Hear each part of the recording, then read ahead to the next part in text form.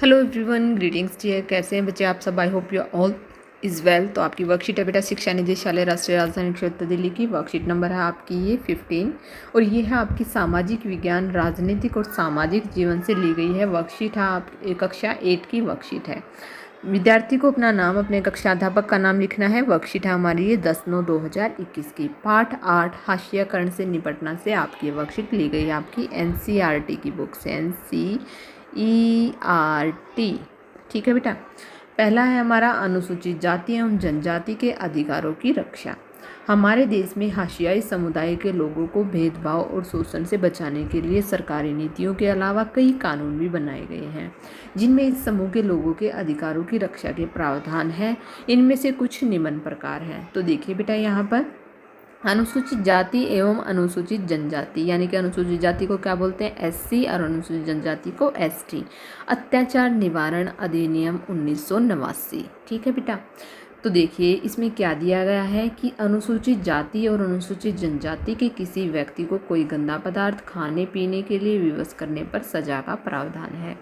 दूसरा क्या है बेटा कि अनुसूचित जाति और जनजाति के किसी व्यक्ति को निवस्त्र करके घुमाना या उसके चेहरे पर रंग लगाना या कोई भी कृत्य करना जिससे मानवीय प्रतिष्ठा को ठेस पहुंचे, इस पर सजा का प्रावधान है। ये क्या है बेटा? अधिनियम 1989 के तहत अनुसूचित जाति और अनुसूचित जनजाति के किसी व्यक्ति के नाम पर आवंटित की गई जमीन पर कब्जा करने पर भी सजा का प्रावधान है। और नंबर 4 पर है हमारा कि अनुसूचित जाति या जनजाति की किसी महिला को अपमानित करने के लिए उस पर हमला करना या उसके साथ जबरदस्ती करने पर सजा का प्रावधान है। तो ये तो पढ़ा बेटा कि जो है 1989 के अधिनियम के तहत कौन कौन सी चीज़ें यहाँ पर दी गई हैं। अब है यह कानून 1989 में इन समुदाय के मांगों के जवाब में बनाया गया था। इस कानून में शारीरिक रूप से खौफनाक और नैतिक रूप से निंदनीय अपमान के स्वरूपों में फर्क कर सूची दी गई। इसका मकसद दोषी लोगों को कानून के समक्ष लाना था। ठीक है बेटा, क्या करना था? जो भी दोषी लोग हैं उनको कानून के समक्ष लाना था। अब आदिवासियों की मांगों और 1989 का अधिनियम की आदिवासियों की कौन कौन सी मांगे थी और 1989 के अधिनियम में। तो देखिए 1989 का अधिनियम एक और वजह से महत्वपूर्ण है कि आदिवासी कार्यकर्ता अपनी परंपरागत जमीन पर अपने कब्जे की बहाली के लिए इस कानून का सहारा लेते थे। सबसे पहला दिया गया है कि संवैधानिक रूप से आदिवासियों की जमीन को किसी गैर आदिवासी व्यक्ति को नहीं बेचा जा सकता। जहां ऐसा हुआ वहां संविधान की गरिमा बनाए रखने के लिए उन्हें उनकी जमीन वापस मिलनी चाहिए। ठीक है बेटा। दूसरा है हमारा कि आदिवासी कार्यकर्ता के जानू का आरोप है कि आदिवासियों के संवैधानिक कानूनों का उल्लंघन करने वालों में विभिन्न प्रदेशों की सरकारें भी पीछे नहीं हैं। ये सरकार ही हैं जो लकड़ी व्यापार, पेपर मिल आदि के नाम पर गैर आदिवासी घुसपैठियों को जनजाति जमीनों का दोहन करने और आदिवासियों को उनके परंपरागत जंगलों से उजाड़ने की छूट देती हैं। ठीक है।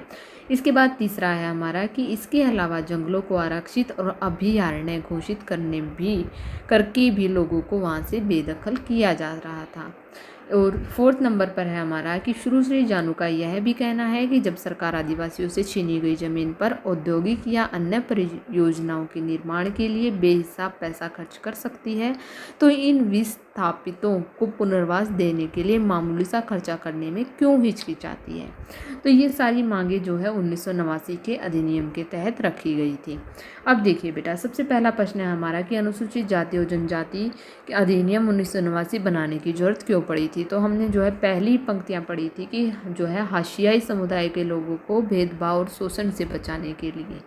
ठीक है, ये हमारे प्रश्न नंबर 1 का आंसर हो जाएगा। ठीक है, आगे देखिए बेटा, अनुसूचित जाति और अनुसूचित जनजाति अधिनियम 1989 के मुख्य बिंदु कौन से थे। तो चलिए करते हैं इसका आंसर। सबसे पहले हम पहले का आंसर देखते हैं बेटा कि जो है देश में हाशियाई समुदाय के लोगों को शोषण और जो है भेदभाव से बचाने के लिए सरकारी नीतियों के अलावा अधिनियम 1989 की जरूरत पड़ी। दूसरा है बेटा मुख्य बिंदु कौन से हैं। एक तो मानवीय प्रतिष्ठा को ठेस पहुंचाने पर सजा का प्रावधान था।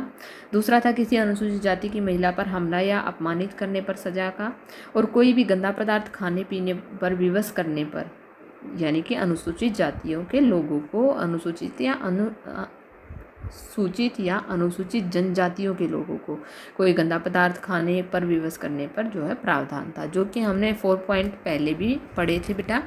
देखिए मैं ये दिखा देती हूँ यहाँ पर, ये वाले जो है मुख्य बिंदु हैं, ये वाले, ये चाहे तो आप इनको भी लर्न कर सकते हैं। ठीक है, ये आपके क्वेश्चन नंबर 2 का आंसर हो जाएगा।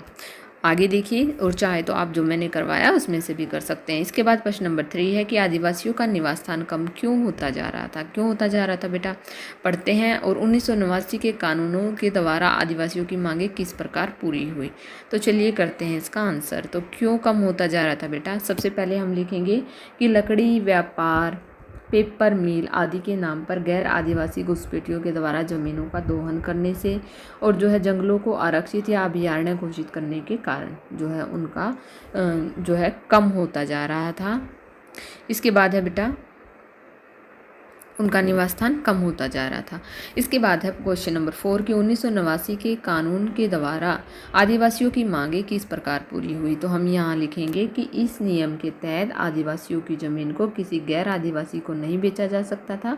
इस प्रकार जो है भी अपनी ज़मीन पर अपना हक रख सकते थे। इस प्रकार यहाँ पर लिखेंगे वे अपनी ज़मीन पर, यहाँ पर हम लिखेंगे इस प्रकार वे अपनी ज़मीन पर अपना हक रख सकते थे। तो यहाँ पर होती है बच्चे आपकी worksheet complete. I hope so आपको समझ में आ गई होगी। अगर आपको वीडियो अच्छी लगी तो प्लीज़ लाइक शेयर सब्सक्राइब करना ना भूलें। थैंक यू बेटा, थैंक्स फॉर वॉचिंग।